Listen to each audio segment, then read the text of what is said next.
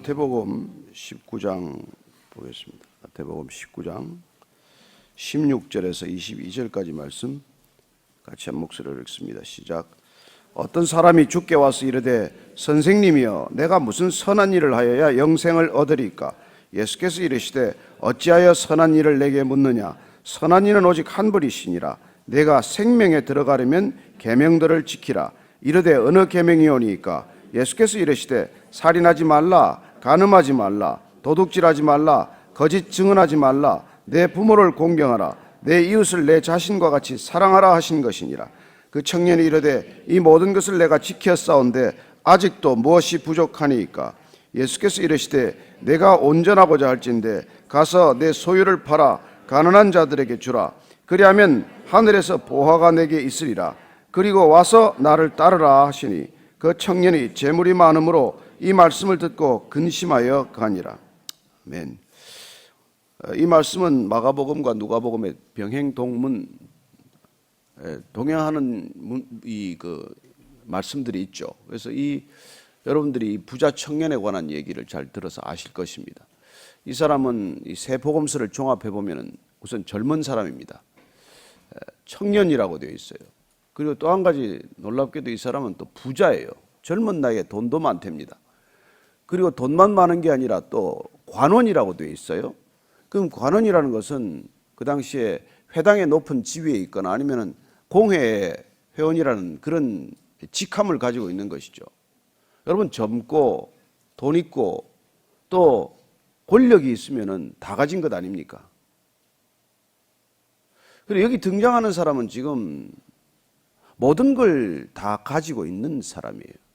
근데 이 모든 걸 다 가지고 있는데 이 사람이 한 가지 부족한 것이 있는데 그건 믿음이 부족한 거예요. 구원을 받았는지 안 받았는지가 불분명한 거예요. 거기 확신이 없어요. 그리고 중요한 것은 이 모든 것을 가지고 영원히 누리고 싶다는 거예요. 영원히 누리고 싶다는 거예요. 여러분, 인간의 욕망은 끝이 없습니다. 탐욕은 끝이 없습니다. 건강하기만 하면 좋겠다. 건강하기만 하면 좋겠다고 생각하지만 건강하면 돈이 있어야죠. 돈만 있으면 뭐합니까? 안 알아주면.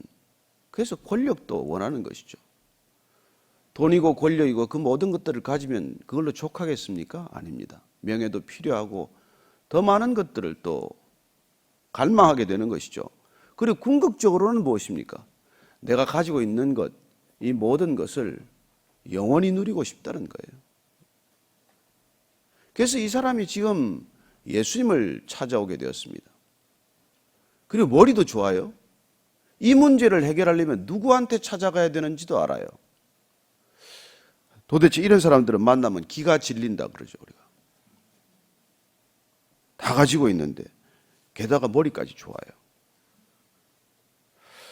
그래서 지금 예수님께서 오늘 이 청년에게 중요한 말씀을 하십니다. 뭐가 이 땅 가운데 중요한 것인지, 그리고 가장 중요한 것을 얻기 위해서 우리의 인생은 어떤 삶의 결정이나 결단을 내려야 하는지에 대한 말씀을 해주고 계신 것이죠. 자, 16절 17절 읽습니다. 시작. 어떤 사람이 주께 와서 이르되 선생님이여 내가 무슨 선한 일을 하여야 영생을 얻으리까? 예수께서 이르시되 어찌하여 선한 일을 내게 묻느냐? 선한 이는 오직 한 분이시니라. 내가 생명에 들어가려면 계명들을 지키라. 이 사람은 지금 선한 일을 해야 영생을 얻는다고 생각하고 있습니다. 그렇습니다. 그의 지금 문제는 무슨 일을 해야 영생을 얻느냐고 하는 것입니다. 그는 지금 모든 것을 소유하고 있기 때문에 영생도 소유해야 한다고 생각합니다. 그래서 소유하기 위해서는 그가 대가를 지불해야 한다고 생각하는 것이죠. 그래서 뭘 해야, 어떤 선행을 해야 영생을 얻는 것입니까? 그리고 그는 지금 예수님께 나와서 선한 선생님이라고 부르고 있는 것을 듣게 됩니다. 선생님. 여기 보통 유대인들은 랍비라고 부르지 않습니까? 존경을 표할 때는 랍비라고 부릅니다. 랍비는 대개 주인이라는 뜻을 담고 있어요. 그래서 어떻게 보면 존칭이지만은 자기 자신을 겸손하게 낮추는 표현이에요. 그러나 이 청년은 그냥 여기서 쓴 건 랍비라고 부르지 않습니다. 그냥 디다스칼로스라고, 그냥 티처예요. 선생님, 이렇게 부르는 것이죠. 그런 궁금한 것을 알고 싶다는 것입니다. 질문에 대한 답을 얻고 싶다는 것입니다. 그는 예수님이 누군지는 알았지만은 아직까지 그가 마음과 목숨을 다해서 내가 따라야 할 주인, 내가 내 인생을 드려도 아깝지 않은 그런 분으로는 생각하고 있지 않다는 것을 우리가 알게 됩니다. 여러분, 호칭 하나에 다 담겨 있지 않습니까? 사실 사람을 부르는 태도 하나에 다 담겨 있지 않습니까?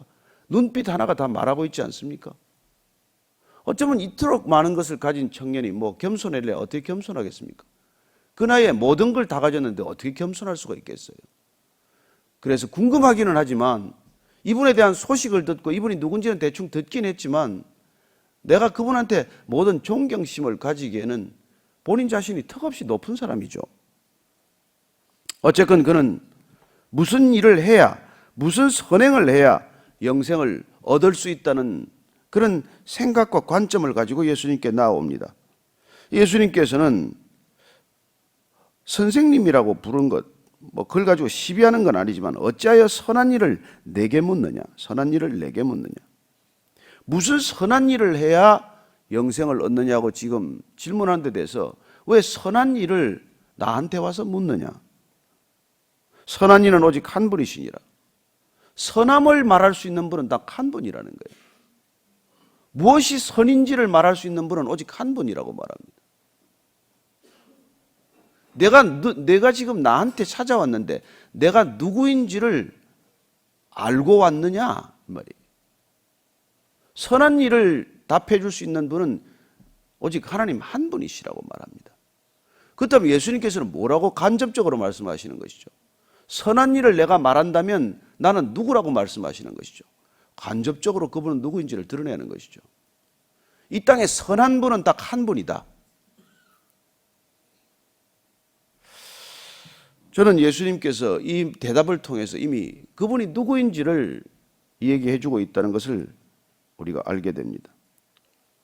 자, 그래서 지금 내가 생명에 들어가고 싶어 하는데, 영생에 들어가고 싶어 하는데, 영생에 들어가려면은, 그럼 영생을 얻는 게 아니에요. 영생에 지금 들어가는 겁니다. 그럼 영생이란 무엇인데 들어가는 겁니까? 영생은 하나님 나라예요. 소유할 수 있는 개념이 아니라 그 영생에 들어가야 하는데 들어가려면 계명들을 지키라고 말합니다. 계명들을 지키라. 하나님 나라에 들어가는 것, 하나님 나라에 우리가 살아가는 것은 하나님이 우리에게 주신 계명을 지키는 삶이다. 계명을 지켜야 들어가는 게 아닙니다. 들어가려면 계명을 지키는 삶의 연장선상에 있어야 한다는 것이고, 계명은 무엇입니까? 십계명을 이미 말하는 것이죠. 하나님께서 하나님과 하나님의 백성들이 관계 맺는 방식에 대해서 말씀을 해주셨습니다.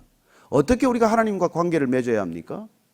시내산에 내려오신 하나님, 강림하신 하나님과 이스라엘 백성들은 어떻게 관계를 맺어야 합니까? 나 이외에 다른 신을 두지 말아야 합니다. 그 이름을 망령되이 일컬어서는 안 됩니다. 그리고 형상으로 만들어서도 안 됩니다. 그리고 안식을 지켜야 합니다. 이게 하나님과의 관계 맺는 방식이고, 하나님의 백성들이 하나님의 백성과 수평적 관계를 유지하는 건 뭡니까? 살인하지 말라, 간음하지 말라, 도적질하지 말라, 거짓말하지 말라, 이웃의 것을 탐하지 말라. 그 앞에 뭐가 하나 있죠? 그 하나님의 백성과 하나님 백성들이 관계 맺는 방식, 그리고 수평적인 하나님의 사람들끼리 관계 맺는 방식의 고리가 뭡니까? 내 부모를 공경하라예요. 부모가 그 가운데 고리로 들어가 있어요. 그래서 여러분, 하나님을 만나서 하나님을 누리는 사람은 수평적인 관계로 들어가기 전에 그 고리의 연결에 우리가 주목해야 한다는 것이죠. 그런데 예수님께서 뜻밖의 이 청년에게 지금 그 말씀, 계명을 지켜야 한다는 말씀의 순서가 지금 바뀌어 있어요. 자, 한번 보십시다. 18절 있습니다. 시작. 이르되 어느 계명이오니까 예수께서 이르시되 살인하지 말라, 간음하지 말라, 도둑질하지 말라, 거짓 증언하지 말라, 내 부모를 공경하라, 내 이웃을 자신과 같이 사랑하라 하신 것이니라. 계명의 순서를 조금 뒤집어 놨어요. 그리고 마지막에 10번, 10번째 계명도 내 이웃을 내 자신과 같이 사랑하라는 통합된 계명으로 이걸 묶어 놨어요. 예수님께서 계명을 모르시겠습니까? 계명의 주인이신데 계명을 어떻게 모르실 수 있습니까? 그러나 지금 이 청년에게 어쩌면 의도적으로 계명의 순서도 바꿔놓고 그리고 마지막에 뭉뚱그려서 계명의 본질에 관한 말씀을 하나 짚어주고 계신 것을 듣습니다. 내 이웃을 내 자신과 같이 사랑하라. 이 계명에 대한 어떻게 보면 종합적인 메시지를 하나 담아서 정리를 해주셨더니 그 청년이 이르되 이 모든 것을 내가 지켰사온데 아직도 무엇이 부족하니까. 근데 이 청년은 이 계명을 내가 다 지켰다고 말합니다. 계명을 다 지켰다. 예수님께서 산상수훈에서 말씀하신 걸 못 들었던 모양이죠. 예, 살인하지 말라. 그러나 내가 형제를 나가라고 비난했다면 너는 이미 살인한 것이니라. 간음하지 말라. 그러나 내가 내 마음속에 이미 음욕을 품었다면 간음한 것이니라. 그 말씀은 못 들은 모양이에요. 내가 다 지켰다라고 지금 얘기하고 있습니다. 계명을 다 지켰다. 여기 놀라운 선언 아닙니까? 그는 그만큼 열심도 있었어요. 실제로 계명을 지키기 위해서 그는 몸부림쳤을 것입니다. 어떻게 하면 내가 이 계명을 다 지키느냐, 그리고 이 계명을 지킴으로 사람들로부터 비난받지 않느냐 하는 데 대해서 나름대로 얼마나 많은 노력을 기울였겠어요. 다 지켰다고 말합니다. 그런데 내게 무엇이 부족하냐는 거예요. 신기하죠? 여러분, 계명을 다 지켰는데 안심이 안 되는 거예요. 하라는 걸 다 했는데 마음에 확신이 없는 거예요. 여러분, 우리가 이런 신앙의 길을 많이 걷지 않습니까? 교회가 하라는 걸 다 해요. 헌금하라면 헌금도 하고, 주일 지키라면 주일도 지키고, 성경 읽으라면 성경도 읽고, 무슨 뭐 훈련 받으라면 훈련도 받고, 아우리치 갔다 오면 아우리치도 갔다 오는데 뭔가 빠진 것 같아. 그래도 마음이 편치 않아. 새벽 예배도 나오고 기도도 하고 뭘 하라는 건 다 하는데 마음에 분명한 확신이 없어요. 혹시 이 자리에도 그런 분 안 계십니까? 그래서 예수님한테 솔직히 어떻게 해야 영생을 얻습니까? 내가 뭘 더 해야 합니까? 이런 질문을 가지고 나오시는 분은 안 계십니까? 신기하게도 우리가 뭘 지킬수록 이런 현상이 더 심해진다는 것입니다. 이게 여러분, 율법이 가지고 있는 한계라는 것 아시죠? 우리가 율법을 아무리 지킨다고 해서 그 문제가 근원적으로 해결되는 건 아니라는 것입니다. 왜요? 율법에 영생이 없기 때문입니다. 율법에 그런 능력이 없다는 거예요. 하나님과의 관계가 주는 능력 때문에 율법을 지킬 수는 있을 망정, 율법을 지킨다고 하나님과의 관계가 완성되는 건 아니란 말이에요. 이 청년은 여전히 부자고 관원이고 건강하고 다 가졌지만 뭘 더 해야 하나님과의 관계에 들어가느냐는 고민을 하기보다는 어떻게 해야 하나님께서 내 이 모든 소유를 지켜줄 것인가, 관심이 더 많은 사람이죠. 그는 가지고 있는 게 너무 소중한 사람 아닙니까? 그래서 그는 이 가지고 있는 것을 영원히 시간적 개념으로만 생각하고 있는 사람이에요. 오랫도록 영원에서 영원까지 이 모든 걸 가질 수 있는 영생보험을 들고 싶은 것이죠. 그가 원하는 건 보험이에요. 보증이에요. 내가 지금 누리고 있는 걸 넌 영원히 누릴 수 있을 거야 라는 보증을 얻고 싶은 것이죠. 예수님께서 그걸 지금 알고 계십니다. 그래서 이 청년에게 이렇게 대답합니다. 21절 말씀입니다. 시작. 예수께서 이르시되 내가 온전하고자 할진대 가서 내 소유를 팔아 가난한 자들에게 주라. 그리하면 하늘에서 보화가 내게 있으리라. 그리고 와서 나를 따르라. 나를 따르라. 이 청년은 완벽주의자예요. 그건 실수하고 싶지 않습니다. 적어도 계율을 지키는데, 계명을 지키는데 그는 흐트러지고 싶지 않아요. 누구보다도 어쩌면 사도 바울처럼, 바울이 되기 전 사울처럼 그렇게 이 청년도 열심을 다했겠죠. 예수님께서 그 완벽주의적 성격을 다 들여다보시고, 네가 퍼펙트 하고 싶으냐? 완전하고 싶으냐? 자, 그러면 내가 완전히 그 계명을 지키고자 한다면 내 소유를 다 팔아서, 내가 가진 것을 다 팔아서 가난한 자들에게 다 나눠주라. 그리고 나를 따르라는 거예요. 그리고 나를 따르라. 그리고 나를 따르라는 건 뭐죠? 그리고 하나님 나라에 들어가라는 것이죠. 그리고 영생에 들어가라는 것입니다. 자, 영생에 대한 이야기를 우리가 자꾸 오늘 하게 되는데, 영생 다시 한번 보십시다. 자, 요한복음 5장 39절 한번 찾아보십시다. 요한복음 5장 39절. 이 영생에 대한 이 분명한 생각이 정리가 안 되면 구원이 늘 흔들리게 됩니다. 자, 요한복음 5장 39절 시작. 너희가 성경에서 영생을 얻는 줄 생각하고 성경을 연구하거니와 이 성경이 곧 내게 대하여 증언하는 것이니라. 성경에서 영생을 얻고자 그렇게 연구를 하지만 이 성경은 나를 대해서 증거하는 것이라고 말합니다. 그럼 영생을 얻고자 한다면 이 성경을 읽을 때 누구를 발견해야 한다는 얘기입니까? 예수님을 발견해야 한다는 얘기죠. 예수님 당신 자신이 영생이라는 것을 지금 말씀하고 계신 것이죠. 자, 요한일서 한번 다시 찾아봅니다. 5장 찾습니다. 5장 11절 12절 한번 읽겠습니다. 요한일서 5장 11절 12절 시작. 또 증거는 이것이니 하나님이 우리에게 영생을 주신 것과 이 생명이 그의 아들 안에 있는 그것이니라.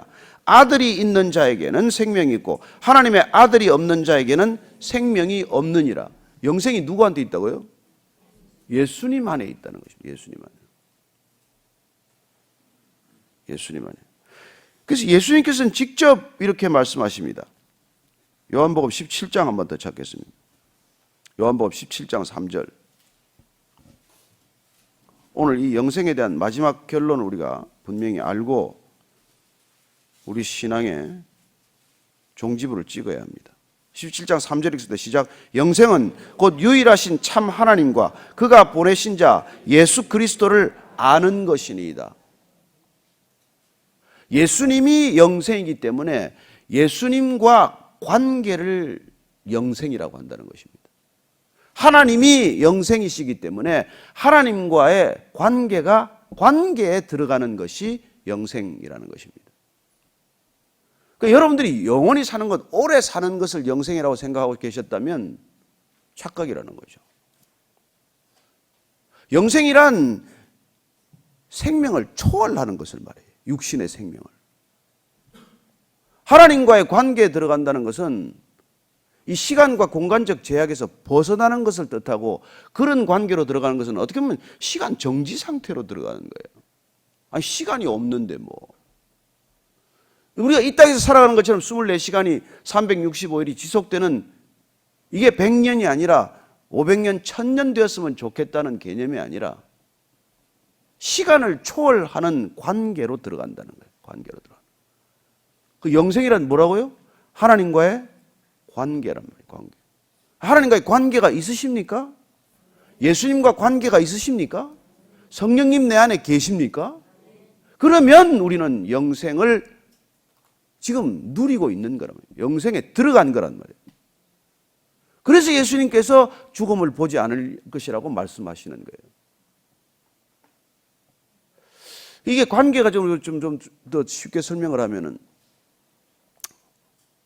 우리가 이 스위치를 켜면 불이 들어오지 않습니까? 여러분, 이 불이 전기가 어떻게 생산되는지 아십니까? 잘 모르잖아요. 원자력 발전소에서도 전기가 여기 와서 스위치 하나 켜면 되는 것 아니에요. 여러분들이 이 불이라는 걸 영원히 누리는 것은 스위치라는 것을 하나 올리면 된다는 걸 아는 것 아니에요. 여러분이 아는 것 말고 이 불을 누리는 수 있는 방법이 뭐예요? 방에 들어오면 스위치 하나 켜면 불이 온다는 걸 아는 것. 여러분들이 이 전기에 대해서 다 모르더라도 이 전기를 누릴 수 있는 것, 전기와의 관계에 들어갈 수 있는 건 그 스위치 하나 올리는 걸 아는 것밖에 더 있습니까? 우리가 예수님이 누군지를 아는 것, 그분을 다 모르지만 그분이 나하고 관계를 맺으면 내가 영생을 누릴 수 있다는 게 조금 이해가 되십니까? 아직도 안 되는 분이 더 많으시네. 할 수 없으면 집에 가서 혼자 알아보십시오. 예수님께서 그래서 나를 따르라 그러는 거예요. 왜냐하면 이 친구 보고 지금 너 가진 거 다 팔아라. 그리고 나를 따르라는 거예요. 이 친구는 뭐예요? 이걸 다 가지고 한번 따라가고 싶어요. 그분을 따라가서 구원을 받고 싶고 영생을 누리고 싶은 거예요. 그런데 여러분, 이 많은 걸 가지고 어떻게 따라갑니까? 여러분, 멀리 가려면 짐을 줄여야 합니다. 영생으로 들어가려면 소유를 떨어버려야 돼요. 그래서 이걸 가지고는 못 들어가는 거예요. 그래서 나중에 예수님께서 제자들에게 뭐라고 설명해 주십니까? 부자가 하나님 나라에 들어가는 것은 낙타가 바늘 귀에 들어가는 것보다 어렵다라고 말씀하시죠. 여러분, 낙타가 그 당시에 예수님 살던 동네에서는 제일 큰 짐승입니다. 코끼리 있었으면 코끼리라고 말했을 거예요. 낙타가 제일 큰 짐승이었어요, 그 당시에. 바늘귀를 예루살렘에 바늘 문이 있었다고 그건 아닙니다. 예수님 당시에는 바늘 그 귀라는 문은 없었어요. 나중에 예루살렘 새로 만들 때 만든 문이지 예수님께서 바늘 문에 들어가는 얘기를 하는 게 아닙니다. 그냥 바늘 실매에서 쓰는 바늘에 그 귀에 들어가는 것보다도 더 어렵다는 거예요. 왜요? 하나님께 나아가는 관계는 모든 것과 모든 것이 맺어져야 하는 관계인데 소유라는 담을 가지고는 못 나간다는 거예요. 그래서 그걸 다 버리라는 거예요. 그걸 팔아서 가난한 사람에게 다 나눠주고 그리고 나서 나를 쫓으라. 그리고 나야 영생을 얻으리라. 그리고 나야 구원을 얻으리라. 이런 얘기예요. 그러면 여러분 가진 재산 오늘 지금 가서 다 각자 다 팔고 그래야만 따라갈 수 있습니까? 이 청년에게는 적어도 이 소유가 가로막혀서 더 이상 관계에 나갈 수 없다는 걸 주님께서 말씀해 주고 계신 것이죠. 이 소유가 곧 장애물이란 말이에요. 이 소유를 위해서 영생을 생각하고 있기 때문에 그걸 끊지 않고서는 어쩔 도리가 없는 것이죠. 그러면 나한테는 그런 얘기 하는 게 아니군요. 천만다행입니다. 안심입니다. 그러면 그것도 좀 문제가 있어요. 그것도 또 문제가 걸려요. 어쨌건 우리는 하나님과의 관계로 들어갈 때 가로막는 게 무엇인지를 여러분들 스스로 잘 알고 계실 것입니다. 아브라함은 뭐였어요? 이삭 아니었습니까? 저는 여러분들에게 하나님께서 점점 다음 단계로 끌고 갈 때 여러분들이 없으면 안 될 것 같은 것, 놓치면 죽을 것 같은 것을 하나씩 끊어간다는 것을 기억하시게 되기를 바랍니다. 사실 재산 요구하는 게 제일 적게 요구하는 거예요. 때로는 목숨을 요구합니다. 그렇지 않아요? 여러분, 재산 다 팔아서 주라는 게 쉽습니까? 이삭을 내놓으라는 게 쉽습니까? 어느 게 쉬워요? 문제는 우리가 하나님보다 더 중요한 것을 가지고 하나님을 쫓으려고 하는 게 문제라는 것 아닙니까? 우리 인생에 하나님보다 더 중요한 것을 그걸 붙들고 하나님을 따라갈 수는 없다는 것입니다. 그래서 누구는 이렇게 고백을 해요.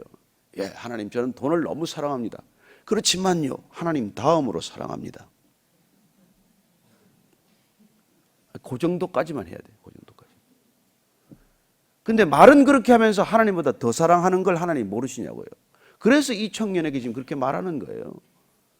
넌 나보다도 하나님보다도 넌 내 재산 소유가 더 중요한데 그걸 가지고 어떻게 하나님을 추구한다고 말하느냐 하는 것이죠. 그래서 22절 말씀 읽고 마칩니다. 시작. 그 청년이 재물이 많음으로 이 말씀을 듣고 근심하여 가니라. 그런 영생을 얻으러 왔다가 영생 앞에서 발을 돌이킵니다. 영생을 알고 싶고 얻고 싶고 궁금해서 바로 왔는데 그분 영생 바로 앞에서 그는 그냥 발을 돌이키고 맙니다. 왜냐하면 그는 그 소유가 재물이 너무 중요하기 때문이죠. 저는 여러분들이 일생에 하나님께서 이런 꼭 믿음의 여정을 갈 때 이걸 한 번씩 여러분들이 다 통과하게 되어 있습니다. 그냥 여러분들이 믿음의 길로 못 갑니다.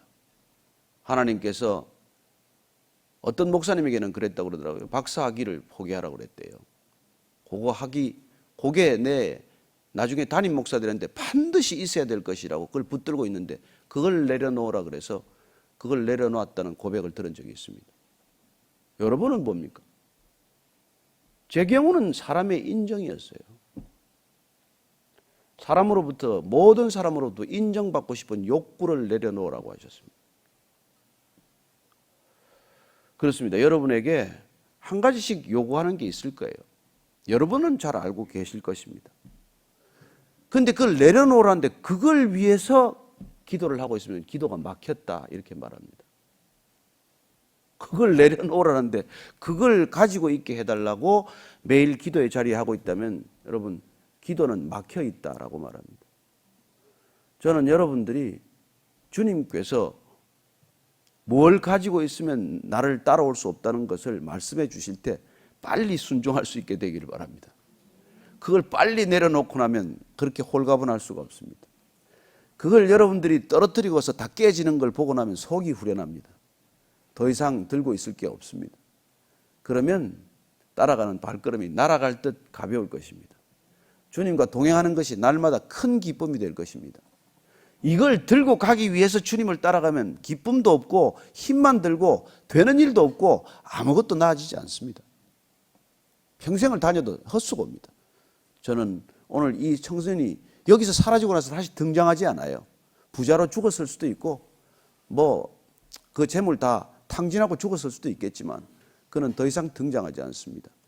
그러나 그것을 내려놓았던 제자들은 영원히 기억되는, 그래서 영원한 관계 속에 영생을 우리에게 보여주는 존재가 된 것이죠. 어느 길을 택하시겠습니까? 오늘 그 결단을 분명히 내리고 이 자리를 떠날 수 있게 되기를 바랍니다. 하나님께서 내려놓으라고 말씀하실 때 내려놓는 것이 지혜입니다. 하나님께서 그걸 내려놓으라고 할 때 그걸 내려놓는 게 용기입니다. 저는 그런 담대함이 저와 여러분에게 있기를 축복합니다.